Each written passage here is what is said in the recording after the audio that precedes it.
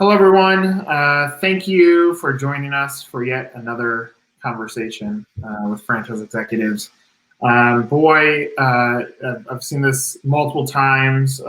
Welcome to the 97th day of March. We are on the second day of April, and we can probably say welcome to the 97th day of April, too. That joke is not going to get old. But still, obviously, watching updates as much as we can to have some sort of perspective. Had a great conversation this morning.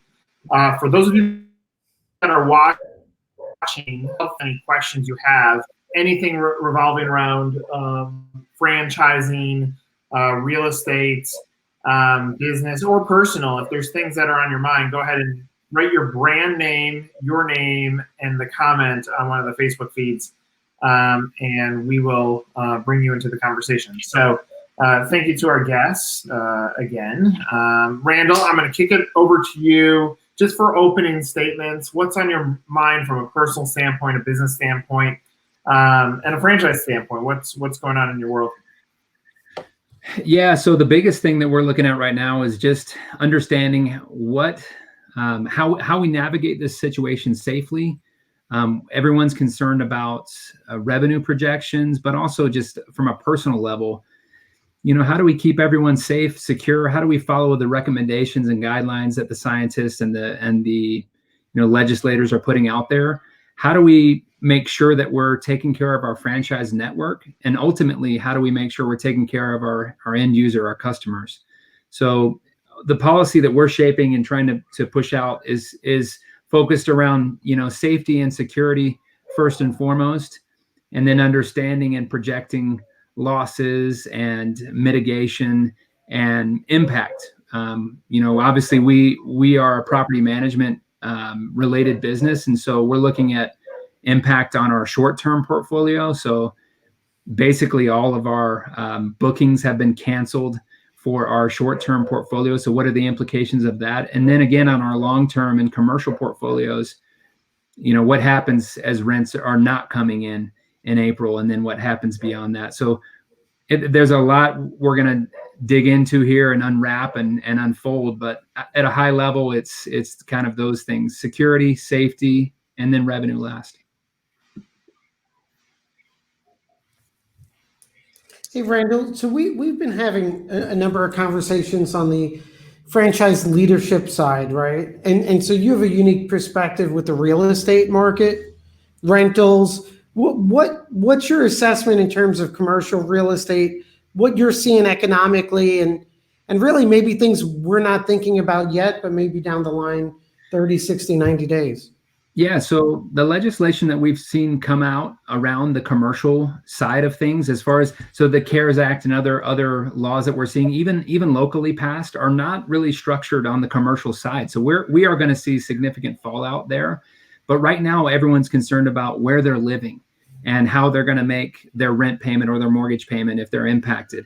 On the commercial side, we've been more geared to simply just say, look, if you had a good tenant coming into this, if you had a company that you're happy with in one of your commercial properties, then it's best to work with them, to negotiate with them directly, and help them file their application for the loans that are being offered, help them access the SBA resources so that you can quickly get in line there, because it's a much better situation to work with them with the hope that it's going to come back, rather than try to escalate.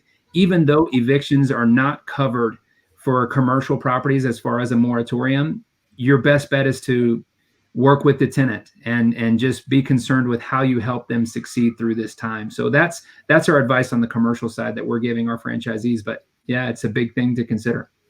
How are your franchisees doing mentally with this? Because obviously, it's going to be a trickle down effect, and you obviously have to be prepared what happens from a client standpoint on their behalf. But mindset of it? Yeah, so it's been all over the place a bit. We've really tried to be much more present as an executive team than we normally are. In fact, we're doing every morning a coronavirus task force just with the senior team, so that we can get up to speed on all industry news that's happening. And then we also do a franchise focus webinar each day, so that we can help them and give them resources. Now, the challenging thing is that when you're in a franchise model, you have 50 states that you're trying to set policy and help with. So they're looking to us for that. We're really trying to guide them and push them toward local resources, national resources, but also build a database of information that they can go through and access what they need.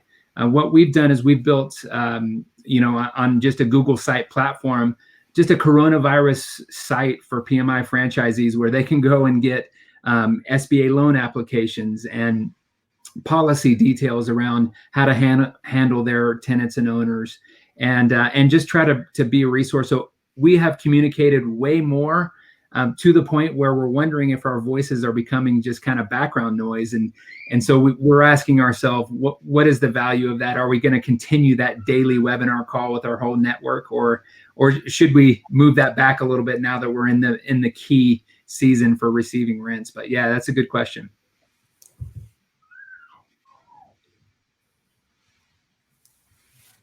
So Randall, on the again, this seems so basic, but your mindset, what's your thought process about how we navigate through this, or timing? What's, like, some people are talking July, May. What's your thought as to when you think the switch will be turned back on? Yeah, so right now we're still under, like, I know that we're on April 2nd today, but we're under 10% of our network has been impacted by tenants that are reaching out proactively to them. And just to give you an idea, we're managing about 60,000 properties nationwide.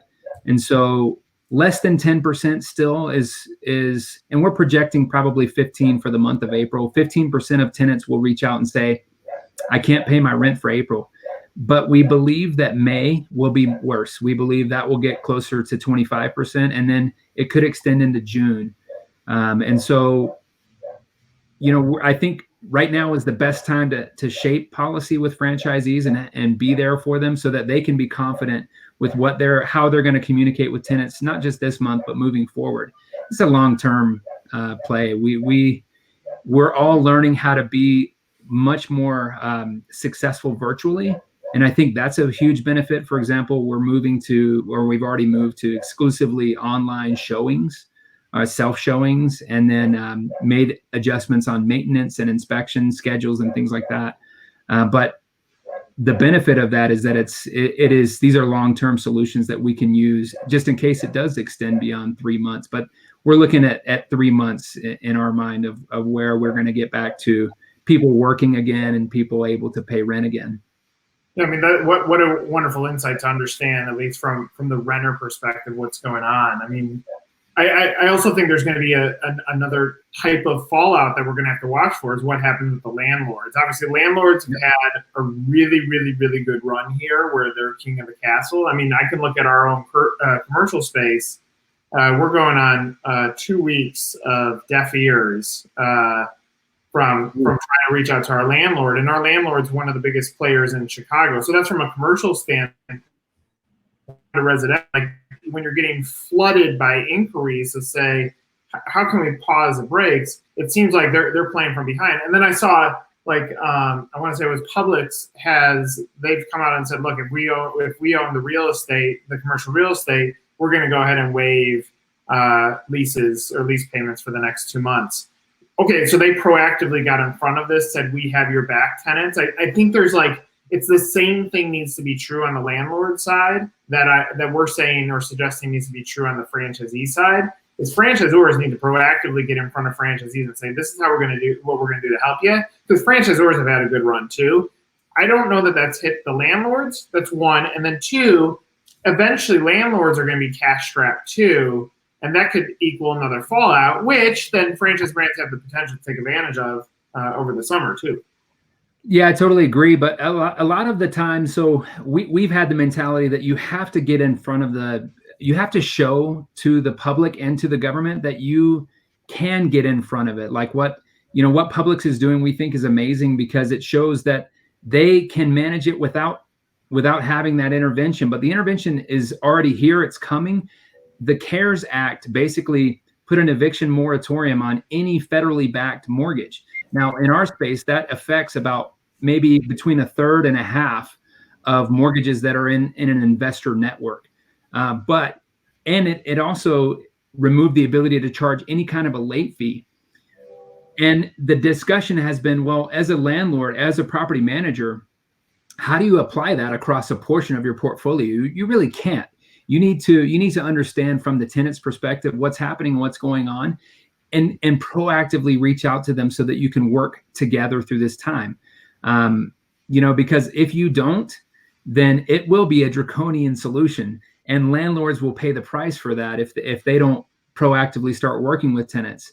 I mean, the stimulus package is a wonderful thing, but how long is it going to be before any of us see money coming out and actually into our pockets? It could be a long time.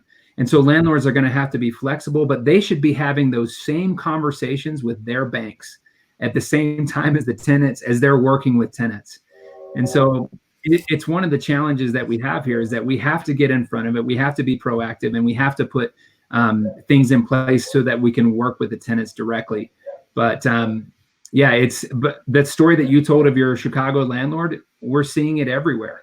And so we're trying to take a different approach and counsel franchisees to do the same. Yeah, and it wasn't even that we were going to reach out and say, this is what our plan is. It was more so to say, let's talk through what it looks like, because look, it's not a big space in our building, but we have about a 60-person office space, and because of stay at home, we're not going to be able to use that space for 3 months. So we're saying, what can you do to help us? Just like it's the whole trickle down. Clients saying, what can you do to help us? Us asking landlord help. And eventually it's got to get full circle. And you're right, we don't know when the money from the stimulus packages are going to actually hit. So there's so many unknowns. I think that's probably the toughest balancing act in this whole thing. Yeah, the commercial is one side. The residential is a little bit more acute in nature, simply because you're talking about people's living space. And in that regard, it's been, it's even more important, because 70% of the investment properties that are held, in the United States, as far as single family residential, are held by just one person who owns one property. The overwhelming majority of single family investments in the United States are not held by a large conglomerate. It's just a guy who has a rental, and that guy is going to be short on his mortgage, most likely.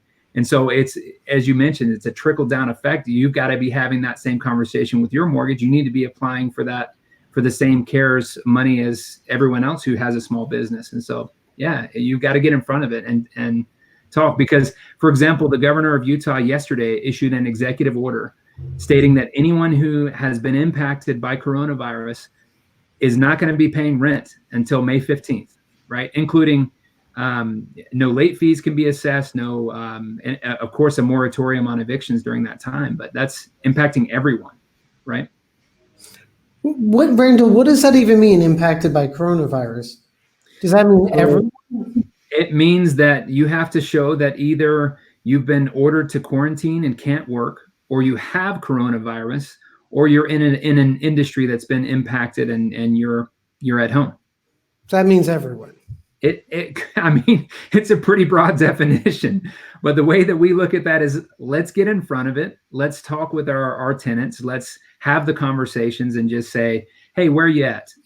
And for some property managers, it's going to be 500 plus conversations that they're going to have with tenants. And then they're going to turn around, because they're representing an owner or a landlord, and they're going to have that same conversation and say, look, how can we help you? How can we give you the resources that you need to make it through this time too? So big time trickle down, or trickle up in this case. So, and then before we were talking about, I think we both expect, especially if this extends, if come end of April, the president says we're going to extend this policy into May, we're getting very close to requiring a fourth piece of stimulus, right? Yeah. What would you like to see happen if that occurs, at least on the commercial landlord side, or that market? Yeah, it's a good question. So the commercial space does need to be addressed, because when if you do make it out to go to the grocery store, you see empty parking lots everywhere. So whatever they're going to do on the residential, it's going to make its way into the commercial space. And it's hard though, because, you know, again, sometimes when the government gets involved in this type of a situation, it's draconian. So we want to be very careful and be ahead of the game and be speaking with our landlords and come together as organizations like apartment community or apartment associations and commercial Institute of Real Estate Management is an example of where we could try to shape that policy. But they've got to talk about commercial more and the impact to businesses. And so I don't know. We're hoping that. So, for example, if you're a small business and you file an SBA loan, let's say against payroll, Nick, you mentioned you've got 60 people that could be impacted. So you would expect that the money has got to be there, but what is that money to be used for? Because I guarantee you that you're not going to be thrilled as the business owner to pay rent out of that, because the stimulus package doesn't even cover that, right? It covers the payroll, it covers things that, and the utilities potentially. But I mean, it's a scary situation. And most Americans are thinking, well, I just got my $1,200 check. I could write a check to my landlord, but what happens tomorrow? I'm not going to eat.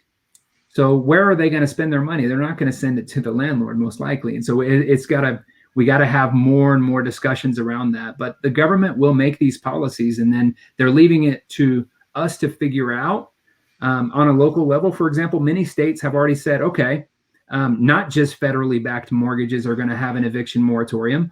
Any property is going to have an eviction moratorium. In fact, the courts are just shut down for evictions, period, commercial or residential. And so, but that's depending on the state and the locality, it's being applied with different levels of, of success and different levels of even just ordinance around that. So, I mean, I'm sure it's fascinating and scary too. I mean, the amount of data that you have access to. Comment one would be, I'm kind of surprised that the media hasn't picked up on that. Really, you have a wealth of information. Like your indicators are the next stage of this, which is past what is the health crisis. You're talking about a real estate crisis, not necessarily from availability or people leaving their homes, but more so the income. How are people going to pay the rent, and then what happens next? It seems like those are both scary and positive potential data points. Like when you're looking at this, are you like, you hold the keys to the car of what may come next? Well, I'll give you an example of this. So we have, everyone with the last crash that happened in 2008 and 9, a very, very large percentage of properties changed hands from the owner occupants into a renter, an investor occupant, basically. And we are, prior to the coronavirus, we were at an all-time low of actual owner-occupied home ownership. And so what is the impact on the single-family rental investment space? Well, I'll give you one example of where we might be able to turn this corner a little bit. The Airbnb movement, having these short-term rentals, we have seen, already our entire portfolio has been converted or is in the process of converting into long-term rentals to make those more available for people who still need housing right now. So that's one area that could see an uptick. But at the same time, it's interesting to see what the Fed is going to do on the rate side to try to stimulate home buying. I mean, the last time, we had all the banks that were lending and making it very easy to buy a home. The people who own homes now are much better qualified than they were 10 years ago when we got into the situation with the crash before. But at the same time, everyone is going to be impacted by this. So it is a true opportunity to look at a restructuring. And I agree with you. We've already got data rolling in today on what rents are being paid and what aren't. And it's scary. It's unprecedented. It's uncharted for us. I mean, imagine this. We have, just between the last 2 weeks, the number of job claims or jobless claims exceeded 2008 and 2009 combined. So, and we're just beginning. So again, rents will be the first thing to go, but you're right, Nick, it's going to be what's next. Mortgage payments, of course, next. And then if the banks are stuck again, there's got to be bailout for them on the mortgage side. So, we're looking at that data every day, and we're projecting as well.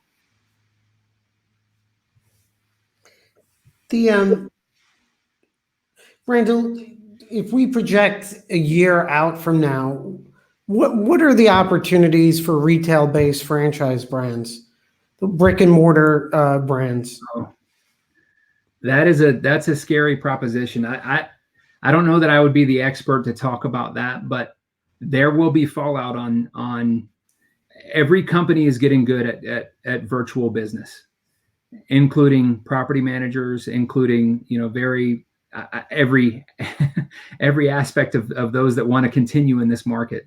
So I'm not sure. That's a tough one for me. I'm curious, Randall, because I feel like my statement is that I feel like you're sitting on probably some of the best data that exists, because you're looking at predictability, whether it out of the 60,000 properties you manage, you're looking at 10% right now that are saying, hey, let's push a pause button, I need some help, and you're projecting out that's going to more than double up into 25% as we hit May. Knowing what you know, are you nervous? Are you scared about what happens to the business community, or do you look at it and say, because this is in essence an act of God, that it might not, like, it's so overly emotional and not data driven that we're okay? Like, where do you sit on comfort level in your gut on what happens to our country after this? No doubt there's going to be permanent ramifications.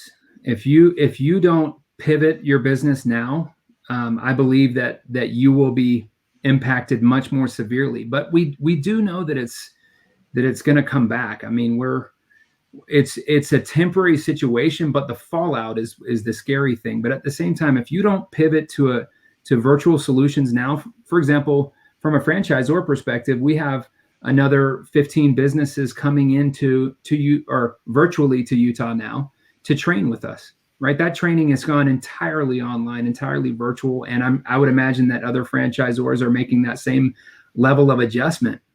From our side, we're looking at it like, wow, as we project our revenue losses due to a lot of the travel associated and costs of training, all of that goes down. We're looking at a new model, a new standard that we could potentially use for other opportunities to grow virtually, to do things in a way that we've never done. But we have the advantage, right? Because we can do that in a virtual space. There's so many other franchisors and businesses that are just going to be unable to operate in that way, which is a scary thing. So yes, Nick, there's going to be a permanent change here. We know that.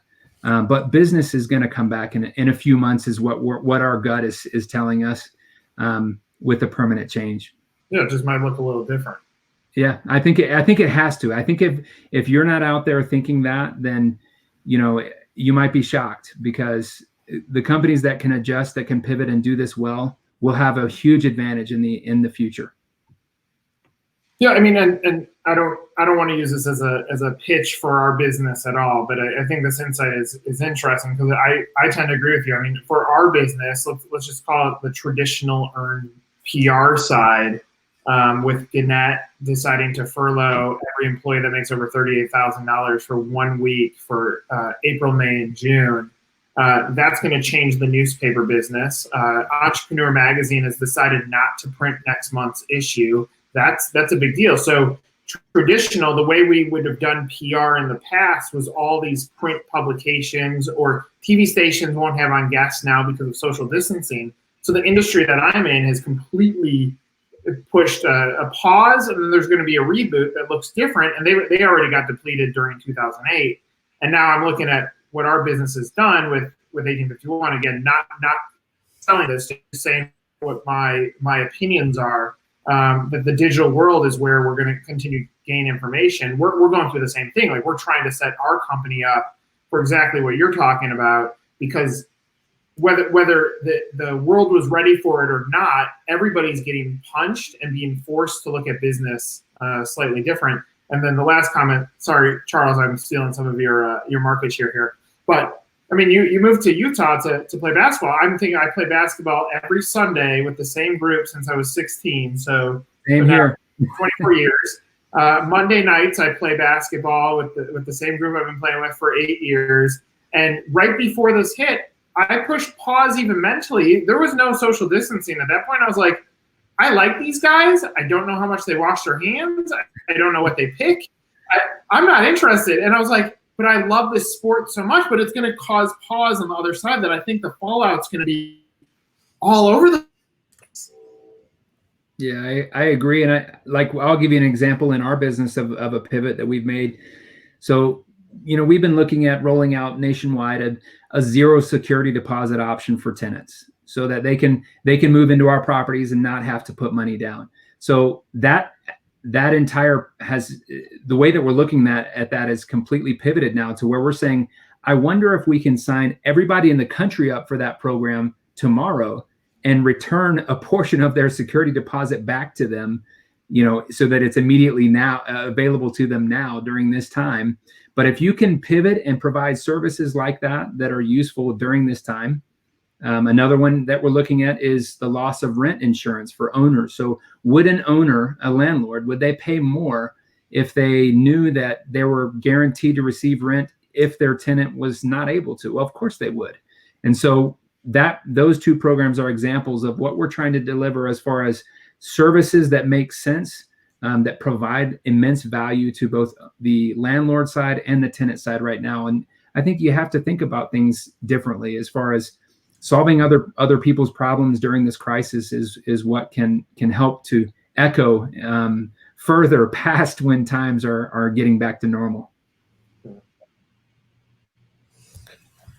Picking up on Nick's point, and yours, I mean, it's kind of interesting that you're talking about services that make sense, pivoting, right, added value. And then you couple that with your statement about the real estate industry, which is, there's going to be a permanent change, right? Yeah. What do you think some of the permanent changes are going to be in the franchise industry itself? Whether on the in terms of building and growing a franchise brand? I'll give you one example of there are some franchisors that do this extremely well, and the training is just one aspect. That's the world I came from before taking this position, and so that's at the top of my mind as a way to deliver training to your franchisors. It has to be the best virtual training that you can accommodate and achieve, and that's one of those permanent changes where I think you've got to have better SOPs, you've got to have easy to follow workflow processes that a franchisee can tap into easily, and then you've got to have huge value added programs, and that means for us at least, and maybe for many other vendor or for many other franchisors, that means outside vendor partners. So, for example, we have a vendor partner that provides a self-showing service, and of course we've immensely ramped up our business with them lately. And we expect that to continue, but we need a tighter partnership with them in order to provide the support and training to our franchisees so that they can tap into and get the best in the business. Not only that, it has to create a unique experience for the end user, for the customer, so that they remember PMI as a brand. So that is part of what is going to be a challenge moving forward for franchisors is to continue to deliver a consistent experience. I know that for larger franchisors or for the food business or certain businesses, that might not be a challenge, but for the service franchisors, you have got to do that better than you ever have to deliver a consistent product to your end user. So I would say training's a big part of that. Vendor partnerships are a big part of that. And we're ramping up those big time right now. I mentioned 3 so far, just those 2 insurance products, but then also the self-showing. And there's a list of 4 others that I'm working with and renegotiating with right now to try to provide our franchisees with a better opportunity to develop their business through this time. I want to try adding Bob McQuillan to our stream. Bob, can you hear us? I can hear you. Can you hear me? There we go. Thanks for joining our discussion. So why don't I kick it over to you real quick? I would love. We've been talking to Randall about obviously everything that's going on in his business. I would love just general opinions on what's going on in life, business, and franchising for you. Sure. Well, at Hand and Stone, we have a massage and facial spa concept that's approximately 500 locations in North America. The bulk of our business is in the United States, and we were running along quite nicely, quite frankly, for the last decade or so. I've been with the company. This is my 11th year. The things have changed, obviously, in the last month or so, and basically, what's happening for us is. Because we are a membership model, we do have the luxury of maintaining memberships throughout the country in most of our locations, almost every single one of them. Now, we have ceased to do business from a massage and facial concept level in-house, obviously, but right now the game has changed. So what we're doing is a constant communication, much like the U.S. government is doing. We are in constant communication with webinars, emails, constantly communicating to not only our franchise system, but the base of our customers as well throughout the country. That's been something, I think, communication that has really helped this process work. Because we are, this company is being backed by a stimulus plan, because we are a subscription business, the model is quasi-protected. So we haven't really truly felt the effects yet, although we understand the longer this goes on, the more we're faced with. Bob, one of the topics that we've been discussing is obviously the real estate landscape. And you and I have had many discussions about this on the other side of what could this look like for business, that landlords are going to get pressured and you know, the cost to get into some of these spaces that may have been at the all-time high from a cost per square footage might come down. And there might be some spaces that free up. One of the data points from earlier today was an expectation that 25% of restaurants that existed before we went into shutdown will not exist on the other side of this. That means there's going to be a lot of spaces available. Are you in a mindset? I mean, obviously you're juggling as a business. You're juggling how do we protect what we have and obviously guide our franchisees through this so that they can be on the other side of it. Starting to look at real estate too as an opportunity. Is that even crossing your mind? Absolutely. Not only with our existing franchisees who are looking to develop more locations, but franchisees that aren't even in the fold yet.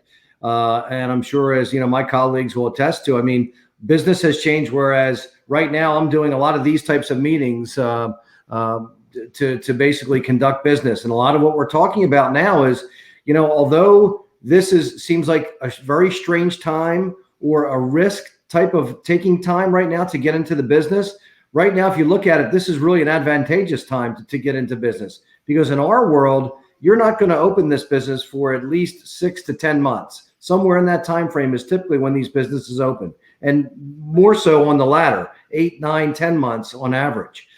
So right now is a great time to negotiate. I think landlords are really going to really feel the pinch of this market, because they're going to have those businesses that are not going to be able to make it.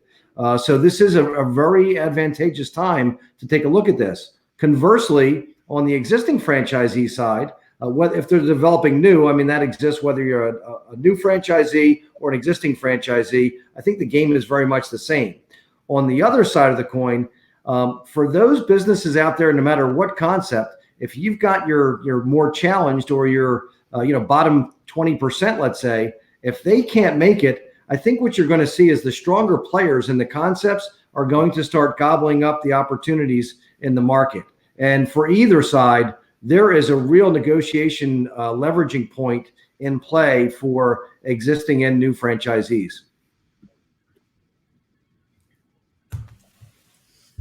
Hey, Bob. You mentioned the constant communication, which we're hearing often. What are the things you're hearing that really stick out from customers and franchisees that you're dealing with right now? You know, their mindset is especially from existing franchisees, is more on their employees. That is the big concern that first and foremost of anything. How do I retain my employees through this situation? How do I make sure that they're communicated with in the right fashion? How do I make them feel at ease that when we come through this, we're going to be coming through this stronger? I mean, when we went into this, the CV-19 kind of crash here, we were the strongest brand in our niche in the industry. We feel like we're going to be even stronger when we come out of it. So part of that communication is really letting them know, like, this is what we're seeing in the marketplace.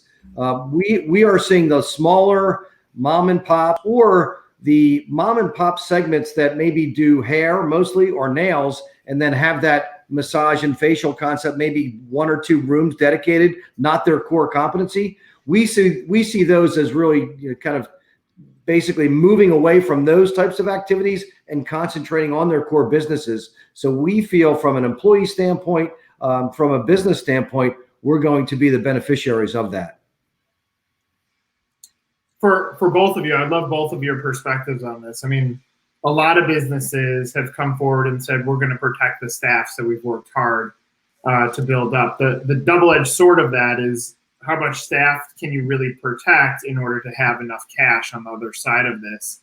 Do you think, is that, so some businesses are obviously trying to play hero in that case, and reality sets in, and if we get told that May is locked down or June is locked down. I mean, it seems like Virginia Beach is already locked down until June 1st. So there's that's going to put some pressure on businesses to hold people as long as they can. Obviously, there's furloughs and other things that are going into effect. But a furlough, I mean, yes, it helps from a healthcare standpoint. So should you get sick, you're okay. But my understanding is there's no dollars coming through to you. So cool that my employer is holding me on. I still got to pay my rent, or I got to feed my family. So what is your guys' take, just general, not specific to your businesses, on how long that can go for? And are we at risk for hitting a breaking point where as great of intentions that businesses have, we might have to protect a little bit differently? I can jump in here. So Good, you're right, Nick. We definitely are going to hit a breaking point. What we're doing, and what I think that every location and every business should do right now, is looking at projecting the worst case scenarios. So yes, right now we're just focused on April, right? And we're looking at how do we maintain business status quo as far as employees go. And yes, we're looking at all kinds of I mean, I wouldn't say acting the martyr, but trying to maintain the good people that we have as best we can. But you're absolutely right. I mean, we're running worst case scenarios in our business and looking at what are we going to cut at what point. And I think that every business should be doing that. And of course, payroll is at the top of everyone's list from a cost perspective. It's a tough thing. And so we're facing that, but we're not going to cross the bridge until we absolutely positively have to.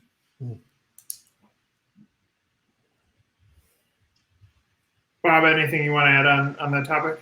I concur. I mean, I think we're in a similar position. I wouldn't change a thing. I would agree. Hey, Randall, when you said cross the bridge when we have to, when do you think we're going to get to that bridge? Yeah. Date-wise? Yeah. That's a good question. I mean, right? We all think about it. Yeah. So we talked about projecting revenues for us and for our businesses. But we're looking at May being worse than April, and we're looking at it continuing that way for June. So 3 months is the number that we're planning on and counting on, with the hope to return. Randall, are you guys looking at health indicators too? I mean, we're hearing numbers of projected deaths between 100 and 200,000. So some of that hopefully is a scare tactic to say, hey, folks, stop going to the beach. It's time to go home. As I look at data points, I'm trying to study, and I am no expert in this. I've said this several times, but I study what's happening in Italy, that at least we're on a downward slide on new cases per day. In the United States, we're still on a spike. If I'm betting that we have about 5 more days to hit the top, and then we'll start seeing a little bit of change based on us being late to the game from a lockdown standpoint. So my predictability, as I've been looking at this, it's interesting. I I was like, there's no way our state is going to be open in Illinois in the month of April. So we started planning for that. It's changed a little bit to being fearful of what happens in May.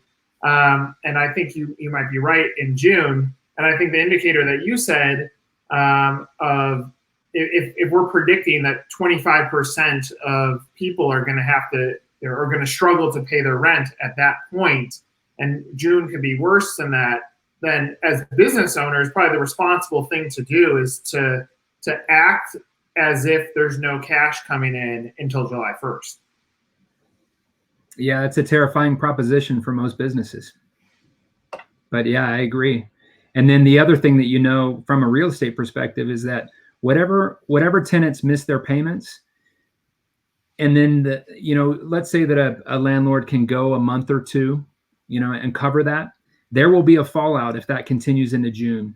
And that fallout is going to be delayed to the banks, and then it's going to be delayed to the banks' payments on the loans that they have out. And so we saw this with the crash in 2008 and 9, that the fallout is delayed significantly. We had 1 million properties come through the HUD foreclosure pipeline, but it took almost 3 years to get that accomplished. Whereas most people think, it was a 1-year crash. It was not a 1-year crash. In real estate, it was a 5-year recovery period, if not more, when you look at some indicators. And so we're looking at that and trying to plan for that and understand, where are these properties going to be, and what is the fallout going to be for investors as well. Hey, Bob, for your, I mean, I like to think of myself as a realist, and then I'm an optimist past that point. So when I'm looking at things, okay, let's pretend that the real data is July 1st. Well, then the optimistic side turns into, what opportunities exist? Now, the reality is credit checks will be looked at differently for franchise buyers that are looking at real estate. So they may be able to do a virtual tour of spaces that are available. They'll be able to use all the technology that exists, like Google Maps and other case studies that are around there. The competitive studies are going to change. The data is going to change automatically because the comparables and what's open past this are going to be somewhat risky. So what is defined as a territory, we might have to flash back a few years to look at old data. But the gap still that exists is unemployment drives people to think about being first-time entrepreneurs. First-time entrepreneurs are going to spike during this time, and real estate opportunities are going to be there for the ones that take it. The percentage of human beings that are going to be able to get into the right mindset to say, well, the S is hitting the fan, I can look at what the silver linings are. There's only going to be a small percentage of that because there's a lot of heaviness on our shoulders right now. But those that can see this could be good for housing industry, real estate industry, franchise industry. Bob or Randall, thoughts on that? Yeah, I mean, I think if you're looking at this from a franchise development perspective, which kind of my goggles, they're that colored. We've talked internally on our management team that lately, over the course of the last year and a half, we're at a point now at 500 locations throughout the country. I see this thing in a lot of those. You go into these coveted markets, like a Dallas or a Minneapolis or an Atlanta, and you start selling all the best territories in those markets. You're kind of like, okay, where do I go next? Now, what we look at, and because of unemployment being down at 2-3%, that is the worst time. I mean, that's the worst formula for anybody in franchise development because everyone has a job, everyone's got a great income, they're being fought after. There was 1 month in the last quarter of 2019 that I lost 5 deals due to people getting offers and from the corporate level. So that makes it tough in my world. Now what we're seeing is even now I'm having the conversations with people saying, and they're with large companies. They're saying, if I lose my job, I'm going to do this. And I wasn't seeing that in the last 6 to 9 months by any means, even the last year, I would say. So for us, I think the climate, it's not that we're hoping for people to be unemployed, but it does make the franchise, at least from a development side of the business, an easier runway. Yeah, I can add to that a little bit from the real estate perspective. We're seeing more and more owners who are managing themselves, which is again the majority of the single family investments in this country, who are now saying, well, I don't know how to manage through a pandemic. Let me hire a professional. Or let me, I know that a recession is coming in real estate. So now's a great time to be a property manager. So from that regard, we're seeing an uptick in applications. We had a fantastic month of March, as many franchisors do. But we expect that to continue through this time. And at the same time, we expect our franchisees to be able to change their social media messaging, to change their marketing messages out to the public saying, do you need an expert right now to help manage through the pandemic? Look to us. And so we're seeing that opportunities grow. And to echo what Bob said earlier, we're also seeing our larger franchisees are expanding right now. And we expect to see a gobbling up of some of the smaller markets or some of the mom and pop size companies in our system as well. Randall, it's interesting though about the this crisis bringing more property owners into the fold for your business and stuff, and those opportunities. Bob, so that makes sense to me tangibly, and we're hearing this a lot where, whether it's even in mosquito control, pushing demand back a couple of months, but still being there. What's the main driver you guys are going to focus on really as we get out of this for Hand and Stone to gap your competition even more? Yeah, great question. What we and here's kind of, as we have seen over the course of the last decade, we've gone, just to kind of give you and the people viewing this a little tiny bit of history, just so I can answer the question better and it makes more sense. When I got to Hand and Stone, we had 28 locations back in 2010. Today we have approximately 470 in North America. And the way we've grown the business, for one, it absolutely starts with the franchisee. So we're going to continue doing this, but the infrastructure, the backbone of our success has been built on hands-on owners. So we're going to continue to do that. When we come out of this, the focus absolutely is going to be on committing to the things that we've done right before. Moving through this, it's going to be a focus on the lower level, producers or performers in the business that we're going to focus on. We're going to focus on them from an advertising and marketing perspective, and more so that comes in the way of a transition effect, transitioning from the people that have been low performers into either partnerships or a sale of the business to the higher performers in the company. That's kind of been our main focus. The other things that we see that we're going to have, and this is again speculation and opinion on our part, but and everybody has gone through this recently. Labor has been, and employees have been, the number one source of pain, I think, for most franchisors, because there just aren't enough of them.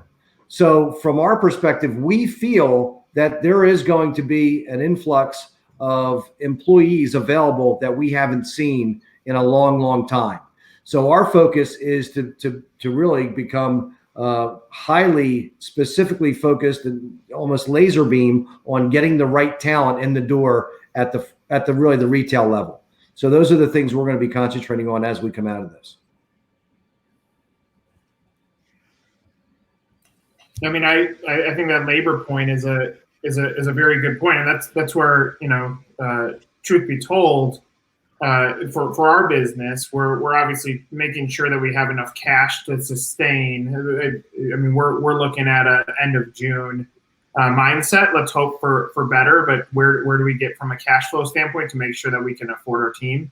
But even in the agency business, it got super competitive that you could not get all the talent that you wanted because they were comfortable in the job. So I think this is almost every industry, that the talent pool is going to open up by those that probably got too fat on labor within their units, and now there's going to be availability of talent that brands or businesses that are smart, they're going to go out there and say, let's go get the most talented people to be a part of our organization. That's some of the catching the wave on the other side, or whether it's a massage business or spa industry, whether a law firm, whether it's property management. I think every industry is going to have a wide open group of talent that is going to be hungry for brands that are like, we have core values, we have projections for how we're going to get to the future, and from a leadership and vision standpoint, here's how we navigated the choppy water to get through this. If I could just step in on that too, one of the things that we're looking at though is that we do believe that the way property management is done will be permanently altered by this crisis.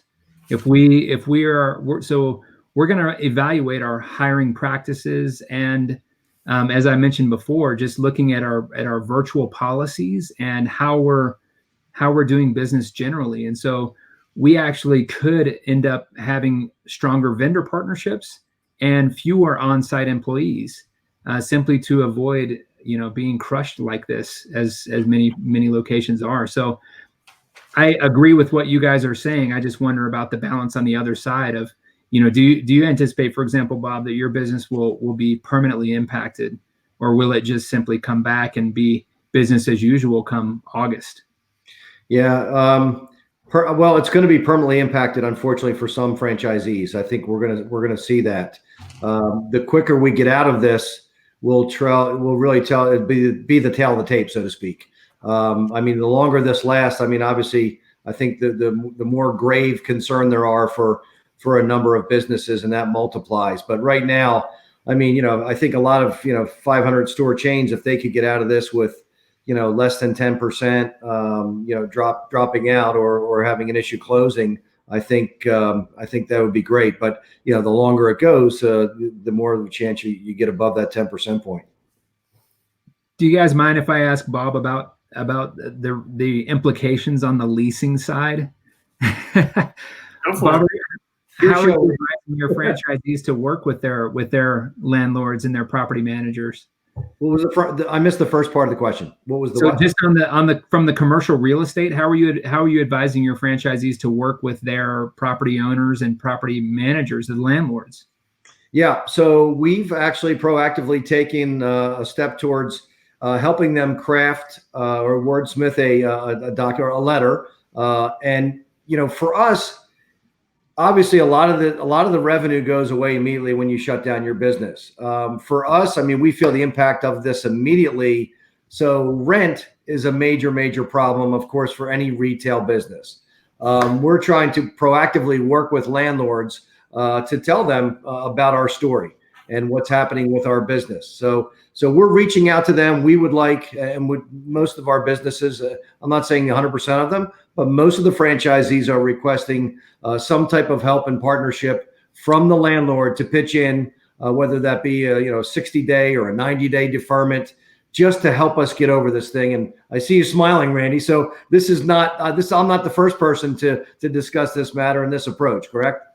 Absolutely. What's been the response generally? Has it been consistently across the board? Yes, we'll work with you, or no, not at all? I would love to tell you, the majority of the landlords have, but I'll tell you, we're, I guess, presently surprised at the number that have, and I don't know the exact percentage, but there's a solid number somewhere between 25 and 35% that have already basically agreed to work with us. And that I think is a testament to how times have been, and they've appreciated, our business. We haven't closed a spa in over 3 years. So we've got a great track record, and that helps with our story, and that helps with, our request, I think, more so than maybe some other tenants that don't have that track record.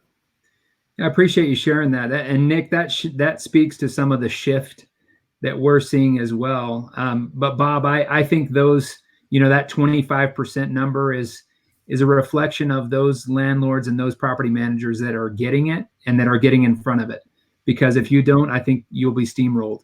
And so we're advising all of our managers to proactively reach out and try to get in front of it and work with these businesses who have been great businesses. It's just that, as you mentioned, when the stores are shut down, rent, for most, one of the largest expenses, is the first to be looked at and said, why are we even keeping the lights on? On the landlord side, what's the alternative here? I mean, absolutely. Does 25%, let's use 25%, is that what you would have thought, or would you have thought maybe a little bit lower? I'm pleasantly surprised. Okay. Yeah. So are we. Yeah.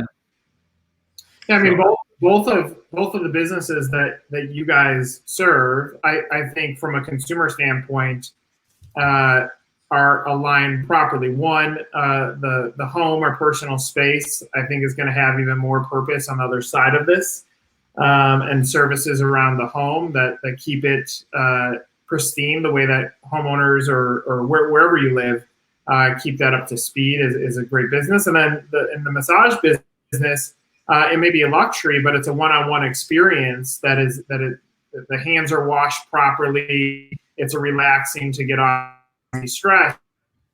I think businesses that might have a crowd associated with it might be impacted by a larger percentage on the opposite side of it than the two businesses that you guys occupy, which could be a good story for landlords too, understanding that the track record of a Hand in Stone plus what is the consumer positioning and value proposition as a one-on-one experience in a room.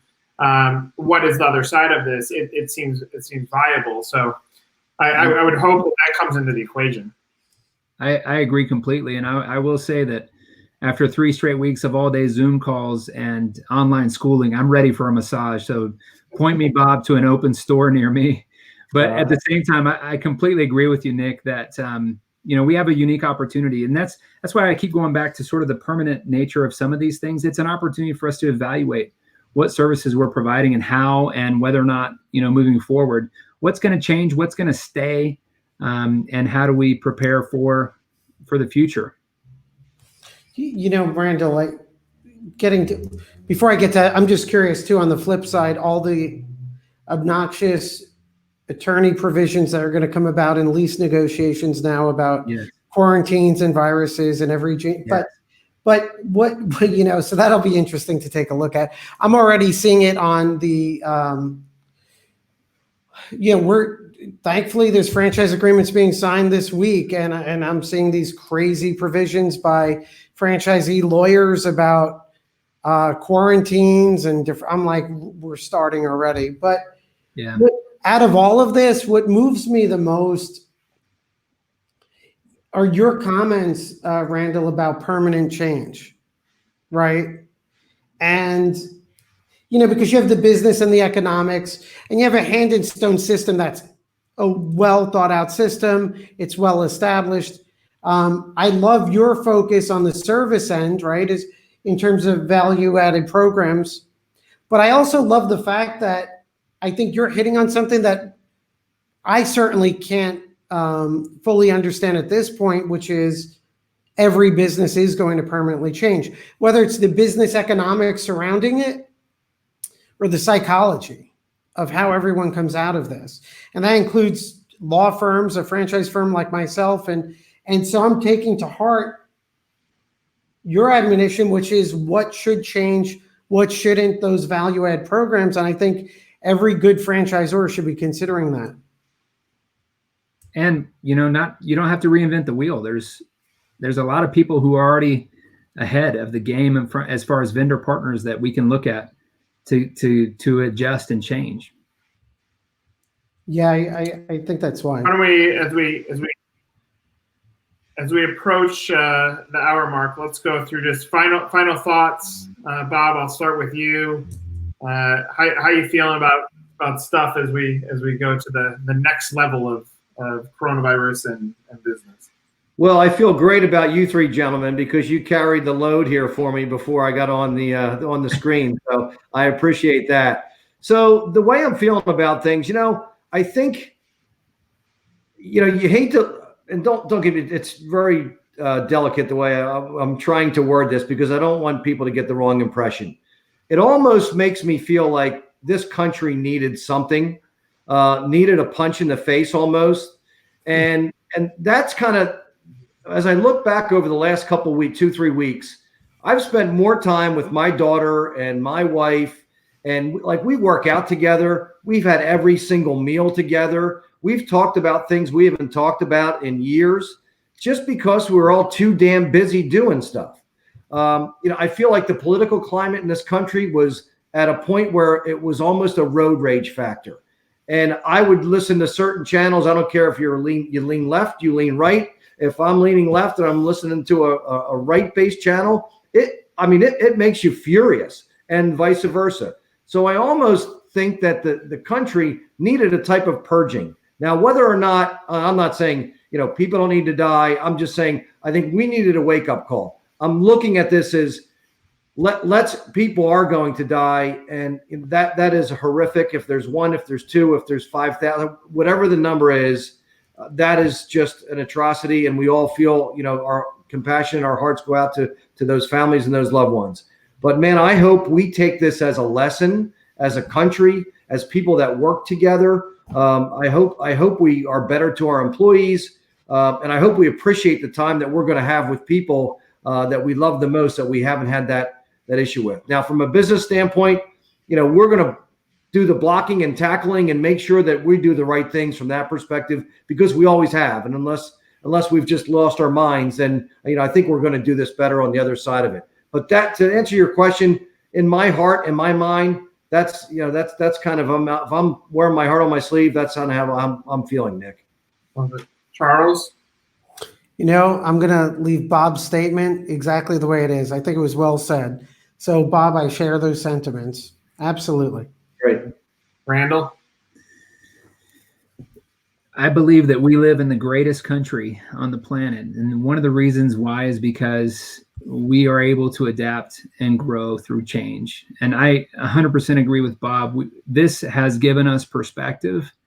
But at the same time, the companies who are well established will be looked to in the future as the leaders, but only if we continue to grow and change, only if we continue to make ourselves relevant and important and understand the new world that we live in post-coronavirus. I mean, I hate putting it so drastically, but I think we have to. You know what, Randall? Well, first, I'm sorry, Nick. I said I wasn't going to say anything. Bob, I'm ready to go fight with you anytime. You know what I mean? For the greater good.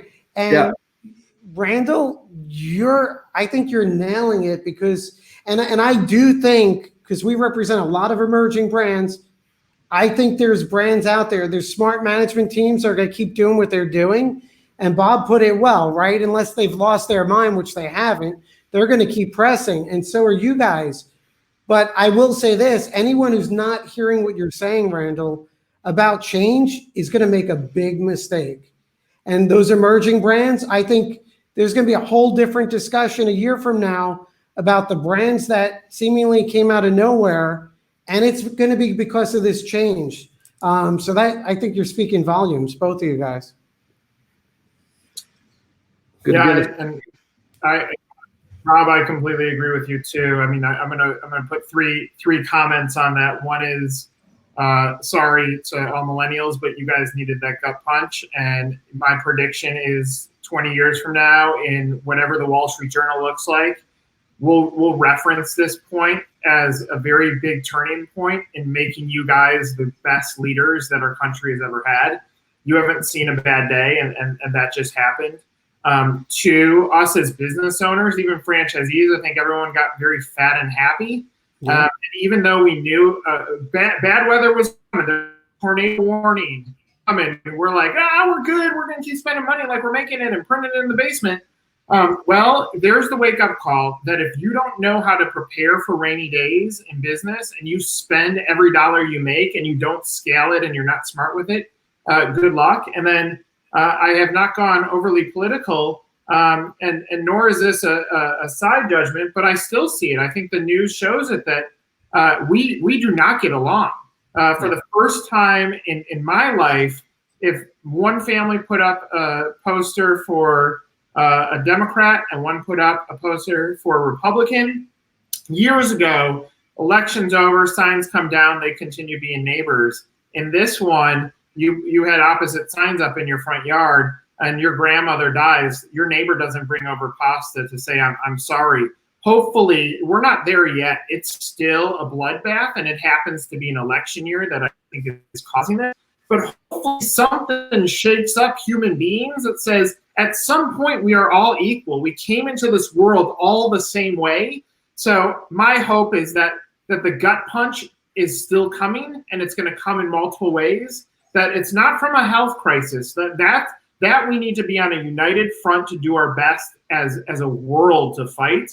It's that next layer that says, we still need a wake-up call, folks, in order to get onto the other side of this and try to be even better human beings. So if one person becomes better than this, we're already making progress. So I couldn't agree with you guys more. And I greatly appreciate these conversations. I mean, this, in my opinion, is what community is, that the four of us could sit here and have dialogue about something that is meaningful. And then the people that are watching this could hopefully get some sort of nugget out of it. I greatly appreciate all three of you. Thank you so much for the time and energy that went behind it. I hope whoever gets tremendous value out of this. Lastly, if anybody that's watching has not joined the Facebook Growth Mastermind private Facebook page on Facebook, we have conversations. Conversations are continuing there. Please join it. It's a private group, but as long as you're in franchising, we'll let you in, and we can continue the conversation there. Gentlemen, thank you so much for the time. We're talking on the opposite side. Thank you, Nick. Thanks, guys. Take care. Take care, Tom. Thank you.